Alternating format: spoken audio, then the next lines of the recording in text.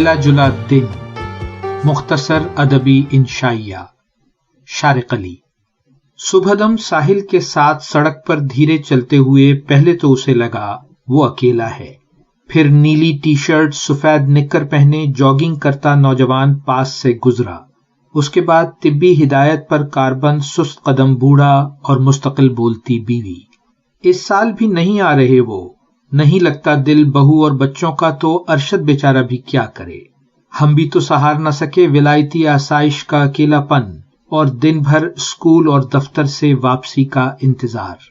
اس نے رفتار تیز کر دی۔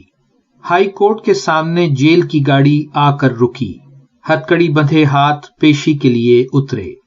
اندھے قانون کو یتیمی، بھوک، تعلیم سے محروم سڑکوں پر لاوارث دربدری کی مجرمانہ سماجی غفلت منظور، لیکن جرم نامنظور۔ سول ہسپتال کے قریب چھجے کے نیچے ٹھٹا سے آئے 1 مہینے سے رہائشی سوئے ہوئے بچوں کے قریب جاگی عورت نے آپ ہی آپ سسکی بھری، ماں کی دی ہوئی بالیاں کانوں سے اتاری اور رخصتی نظروں سے ہتھیلی پر رکھ کر انہیں دیکھا۔ مٹھی میں شوہر کی دوائیوں کی پرچی زور سے دبائی اور چھجے سے باہر نکل گئی۔ وہاں سے وہ کھچا کھچ بھرے پریس کلب کے ہال میں داخل ہوا تو کئی مسکراہٹوں نے اس کا اور بھرپور تالیوں نے لیڈر کا استقبال کیا۔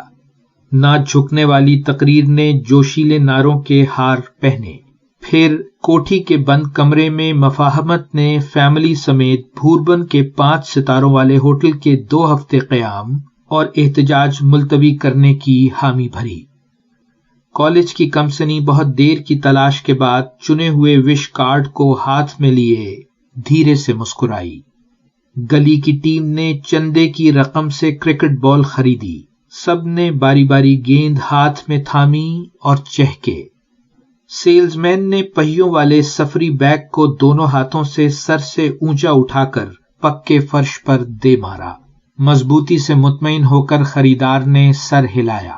مالک نے رقم گنی اور ملتا جلتا دوسرا بیگ گاڑی میں رکھوایا۔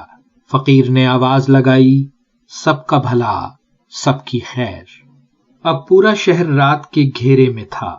وہ نیند سے بوجھل وجود لیے آنگن میں کھڑے توانا نیم پر تھکن بن کر گرا تو پتے تھر تھر آئے۔ چاندنی اسے دیکھ کر بولی، کیسا تھا آج کا دن؟ ہوا کے جھونکے نے طویل گفتگو سے بچتے ہوئے کہا، وہی معمول کا ملا جلا دن۔ چاندنی نے ساحل کے ساتھ والی سڑک کا رخ کیا۔